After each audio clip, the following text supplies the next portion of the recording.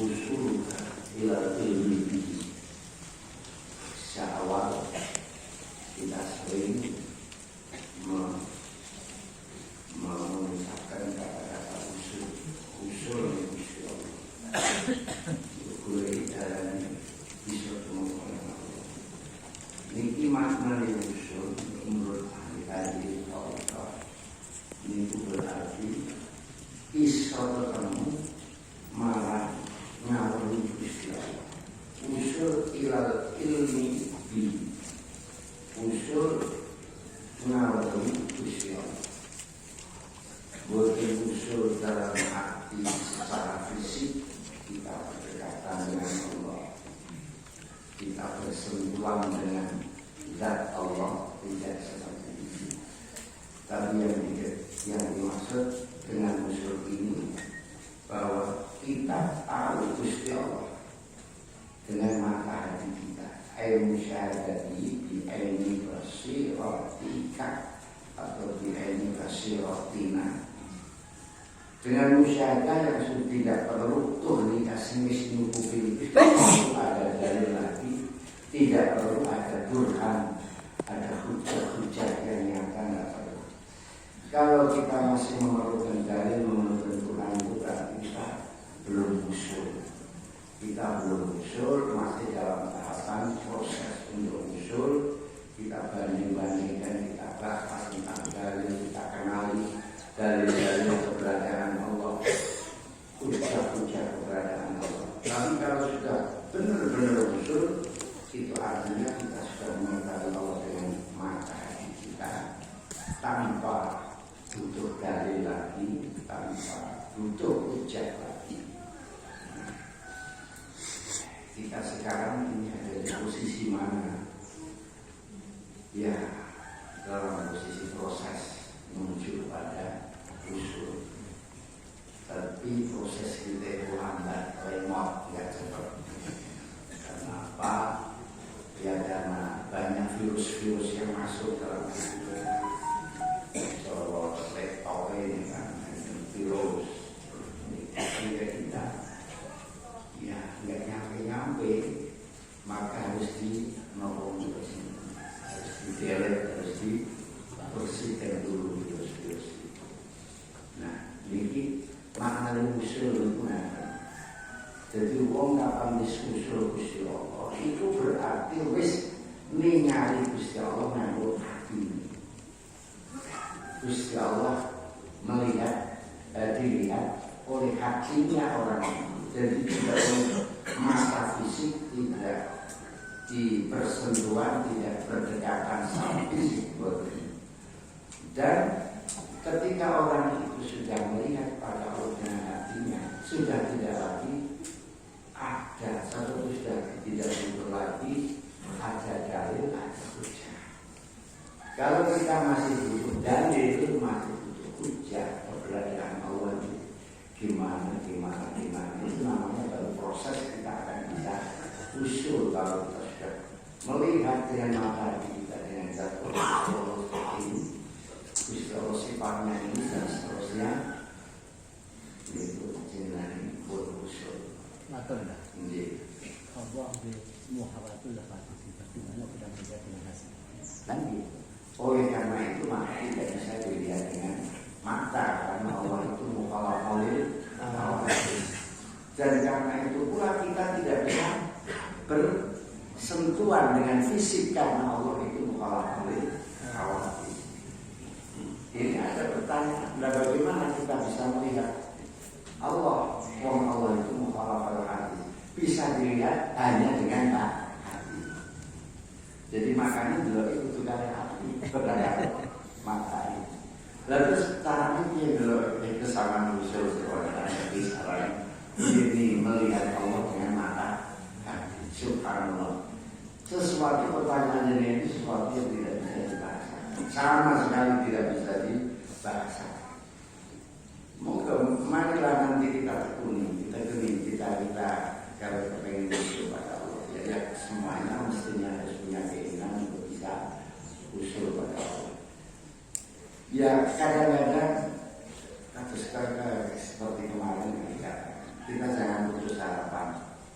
sekalipun banyak virus-virus, Gusti Allah akan bagi Allah kita dimasukkan, kita digotong di tempat-tempat yang suci itu betul tidak sulit.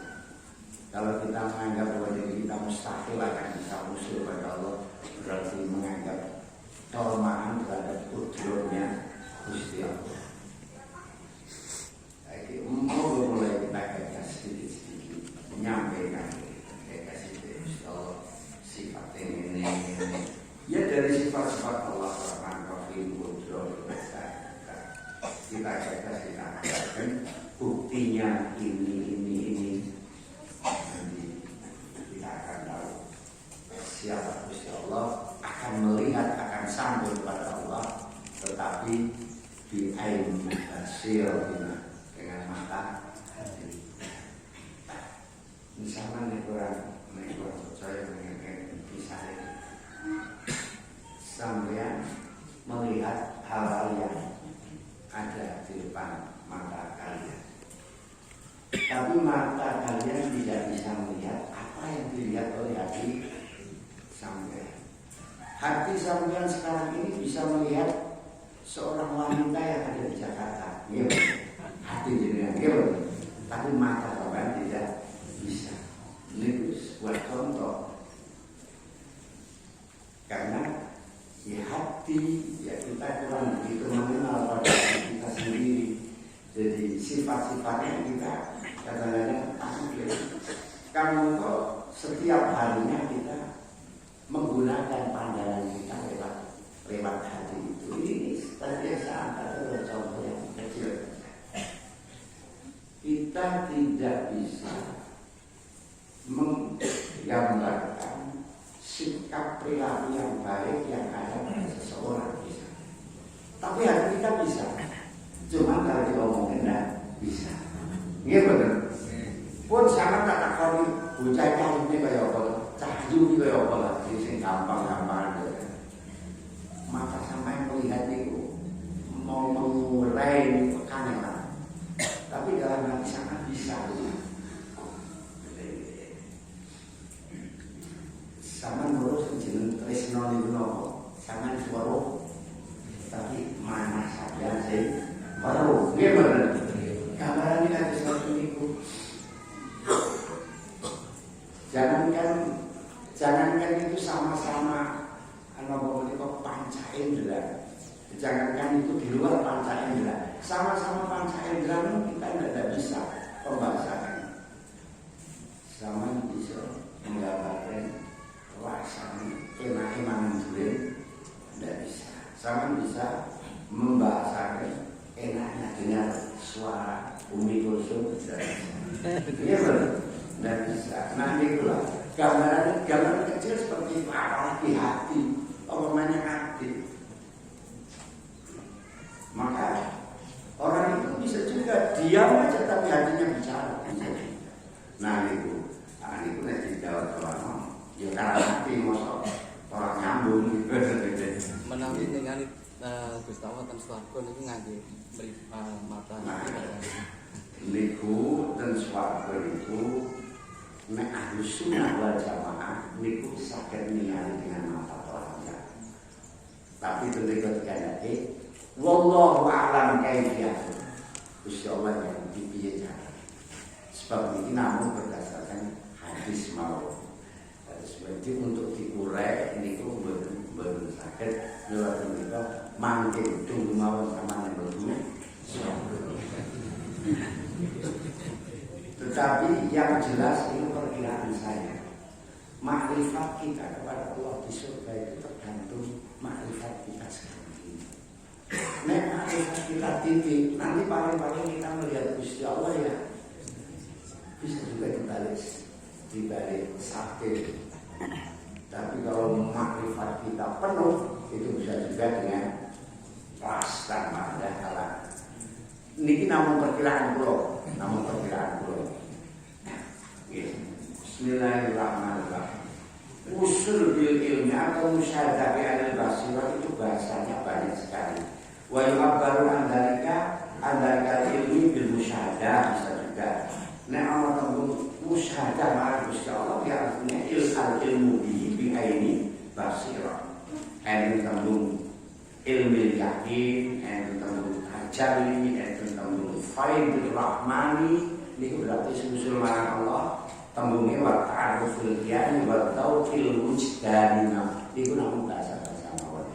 Intine sami kalian al ilmi bi ila musyahadati bi aidil basir. Intine dadi nulan nek bahasa-bahasa niku boten sakit. Wis sami maknane musyahadah bi aidil basir. Sami niku. Kadang-kadang di bahasane para ahli tasawuf niku malah kalian wa al-syuhud mutafawitun, orang-orang yang ahli ningali Gusti Allah dengan mata hati itu berbeda-beda dan tidak sama, tidak seragam. Wa minhum may yahsullahu tajallul afal, sebagian dari mereka ada yang bisa melihat Allah, bisa melihat Allah dengan tajallul afal atau melalui tajallul afal.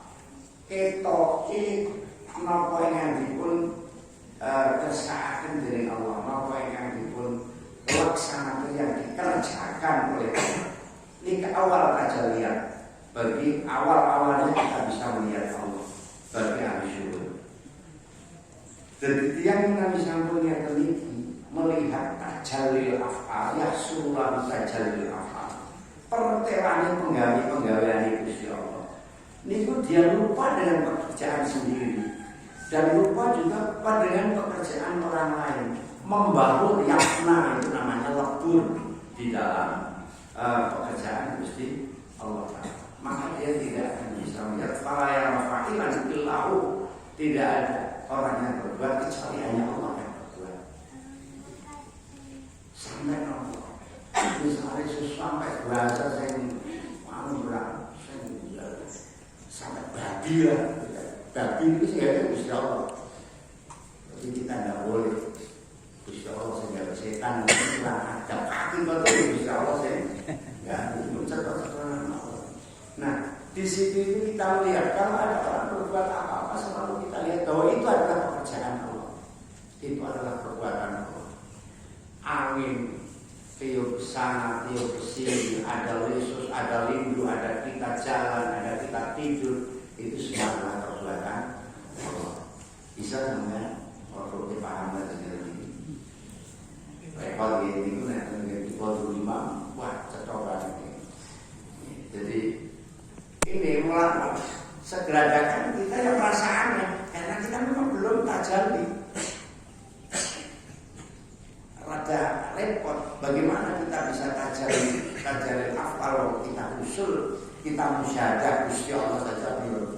Nah musyahadah itu yang dikerjakan, musyahadah Allah itu lewat bisa juga sama melalui bahasa semua pekerjaan itu adalah yang melakukan Gusti Allah. Sedikit dipaskin apa nanti sampai sana apa-apa lagi Gusti Allah sih mengerjakan. Pekerjaan kita, pekerjaan orang lain itu melebur pada pekerjaan Allah. Sebab innallaha khalaqakum, Gusti Allah itu khalaqakum wa ma taf'alun. Dan apa-apaan enten ayatnya tentang Gusti Allah yang menjadikan kalian dan Gusti Allah yang menjadikan apa yang kalian lakukan. Pun betul saja kita. Kalau kita tidak bisa memahami ya memang kita belum sampai di sana. Makin kedua itu ada yang namanya wa minhum may yahsulul tajalli sifat.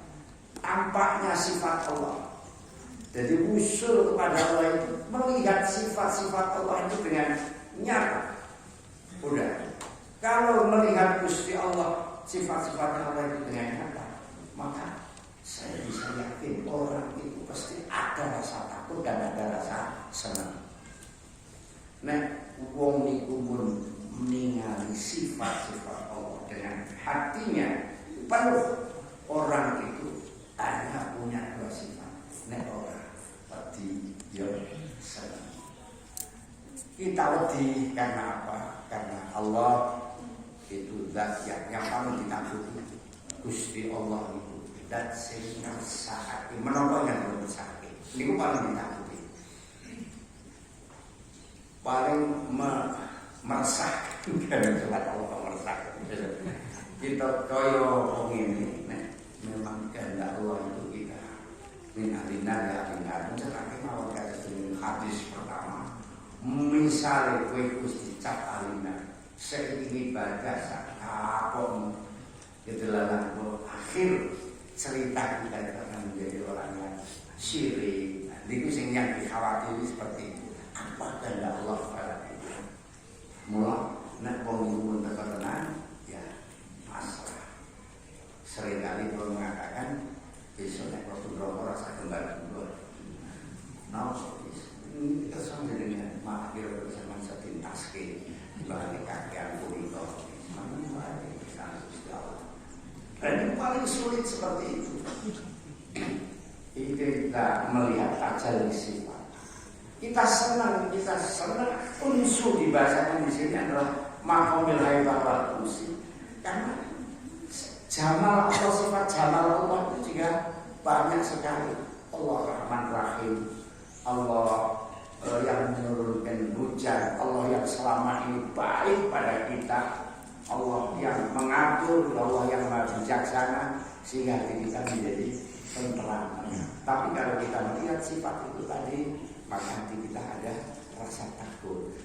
Nah ini, jadi memang mungkin awalnya ada guncangan-guncangan di dalam hati kita kalau kita sudah tajalis sifat. Nah ini barangkali sama kalau merenung itu bisa menemukan ini, tapi masih perlu ada dalil, ada burhan. Tapi belum musul, masih dalam proses. Sama gagas malah main ketemu. Awak supaya melebar sedikit ke kanan kiri kejadian-kejadian ini. Apapun bisa sampean untuk jadikan petunjuk menuju pada Allah. Ada beberapa keistimewaan pada makhluk-makhluk Allah yang menghantar kita menuju kepada Allah. Kalau kan menuju yang terlihat. Lawami kumayarka ilama kaumil fana. Sebagian mereka ada yang sudah meningkat ke makom fana. Makom fana itu sudah melebur di dalam batinnya, itu sudah ada anwarul yakin wal musyadah, cahaya-cahaya yakin dan cahaya musyadah. Pun yang kita sudah sampai pada tingkatan ini, fayahibu fi syuhudi an-wujudi. Dia dengan wujudnya sendiri saja sudah lupa. Gaib, semuanya wujud hanya Allah. Nah, namun ingat mila zaman itu cerita-cerita sering baca Tobaqatul Auliya, cerita-cerita wali, ini aneh-aneh. Termasuk banyak sekali itu di Indonesia itu cerita-cerita wali yang seperti ini. Ya karena memang mereka sudah ada pada makom-makomnya sendiri. Yang bila kita melihat dari bawah ini tampaknya diukur dengan akal kita itu tidak nyampe. Kalau kita tidak hati-hati malah kita tidak percaya. Nah mungkin ini termasuk tajalidat li khawasil muqarrabin. Nah, pun tajalidat ini makin termakom fana sudah sampai kepada tajalidat. Niku orang sudah sudah lupa pada dirinya sendiri. Sudah lupa apa yang dihadapi. Sudah lupa ketemu saya dengan siapa. Adanya cuma pada Allah. Sehingga kalau ditanya kadang-kadang ngomongani nyeleneh. Sapa yo Gusti Allah. Jadi ngono Gusti Allah. Memang sudah pasti dengan nemu itu anaknya Gusti Allah kok ora liyane. Satu ketika seperti itu. Tapi ini masih dalam proses. Bukan seperti panjang orang itu digendaki makin menjadi makom bakok itu di dasar lain. Ini makin akan dikembalikan lagi normal seperti biasanya, tapi dalam hati yang sudah paham dengan itu. Nah, makanya itu namanya rubah lagi, namanya rubah hakul yakin. Wah, kalau sudah sampai hakul yakin, kalau tadi kan bahasanya ilmu yakin. Hakul yakin itu yang tidak ada batasnya. Dan konon di dalam kitab ini diterangkan, kita orang setinggi apapun derajatnya akan diberi rubah hakul yakin itu hanya dalam waktu sekejap. lampun bahwa sarya nurul musyahadah fi kulliyadil abdi. Rubatu aku yakin itu nur musyahadah itu nanti akan menyentuh semua tubuh kita sampai pada roh kita, hati kita, nafas kita, wadah kita akan merasakan nur musyahadah hakul yakin ini apabila kita sudah sampai pada tingkatan itu, dan ini tidak akan lama dan disebutkan sebagai a'la rubatil usul, derajat yang paling tinggi. Kata di dalam kitab Al-Arifil Arif Ma'arif, apabila hakikat itu sudah nyata, maka hamba itu akan tahu sifat-sifat yang sempurna. Nah, ini saja baru awal manzil. Jadi awal derajat kita makrifat pada Allah. Yang selebihnya tidak akan bisa orang sampai tahu setelah di dunia ini. Tahu secara lengkap, secara sempurna tentang Gusti Allah. Sekalipun di situ akan meneliti tahapan, sekalipun sampai menghabiskan umril akhirah al-abadi, tidak bisa. Inilah maka Gusti Allah karena mengkolak balik hawasis, tidak akan bisa kita capai. Semakin tinggi terus kita akan belum bisa nyampe melihat Allah hakikat Allah. Hanya dengan hati saja kita bisa melihat. Nah ini yang dikatakan itu al ilmu billah tapi bi'ainil basirah. Nek pancen orang ngono sing dikarepake wa ilan iku maksudnya. Nek pancen sing dikarepake kok secara hakiki muta'aruf, ketemu biasa yang sudah sering kita bahasakan ini, dajise makan dasar, tidak bisa. Gusti Allah Maha Agung, bersih, Maha suci untuk bisa ketemu sesuatu. Untuk bisa ketemu sesuatu, Gusti Allah ketemu sesuatu itu ketemu Gusti Allah secara fisik itu mustahil karena Gusti Allah mukhalafal hawadits. Lalu ini yang ini nanti ada yang rempet jawaban pertanyaan yang ditanyakan oleh Pak Kiai Mukhlis tadi seperti itu. Itu hanya di dalam hati mawar bisa. Tidak mungkin. Mau berserah. Kesan sampean apa dalam pengajian makalah ini? Ini gampang dirasakan, ini angel ini. Karena bahasanya bahasa hati, bahasanya bahasa makrifat, bahasanya bahasa usul. Mana ngomongnya usul kalau Gusti Allah itu ya yang bisa memahami hanya hati, hanya batin. Orang iso nganggo lain fokus usul mana Gusti Allah maca Al-Qur'an kan maksud terus zikir terus dulu mesti. Ini persoalan pengetahuan hati. Lazim kurbu kamimu antakuna musyahidan itu. Kedekatanmu pada Allah atau kedekatanmu dari Allah itu apabila sampean ngrasake nek Gusti Allah iki cedak. Nek sampean wis ngrasake Gusti Allah iki cedak berarti kowe cedak karo Gusti Allah. Ya, iki bener Pak Leo marah. Aku jauh, aku dekat, memang ini dirasa terus. Ini perasaan. Sebenarnya kalau Gusti Allah itu tidak jauh, tidak dekat, selalu dekat. Gitu. Sebenarnya Gusti Allah itu selalu. Nah kalau dibahasakan seolah-olah seperti itu, itu bahasa setiap dari kita. Aku jauh, aku dekat untuk kita. Sebenarnya antara kita dan Allah tidak ada jarak. Yang membuat kita Allah ada jarak itu karena maya dinun nufus nanti akan datang. Karena ada medan nafsu yang ada pada hati kita itulah membuat seolah-olah Allah itu jauh dari kita. Padahal Allah itu nahnu aqrabu ilaihi yo ilaina ila sawa'i min hablil wahid. Daripada bulu ini, konon anggota kita yang paling dekat pada diri kita adalah bulu iring ini. Apabila ini terpotong kita akan mati. Paling dekat pada kita.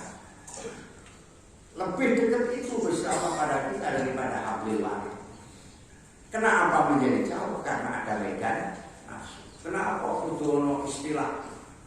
suluk nambah dalan oleh Gusti Allah, mlaku lucu oleh Gusti Allah, itu karena nafsu. Artinya kalau nafsu itu kita hilangkan, udah nggak perlu ada jarak.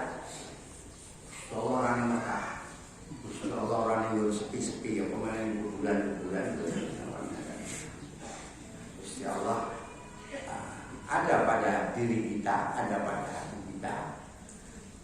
Tapi kita menghadap jauh karena ya nafsu kita yang menolak, nafsu kita yang nggak mau, sebab Gusti dekatnya pada Allah pada kita itu adalah kehendak malaikat, sedangkan kehendak setan itu agar kita selalu jauh pada Allah. Dan ini sampeyan rumangsa kepengin perlu cedhak karo Gusti Allah.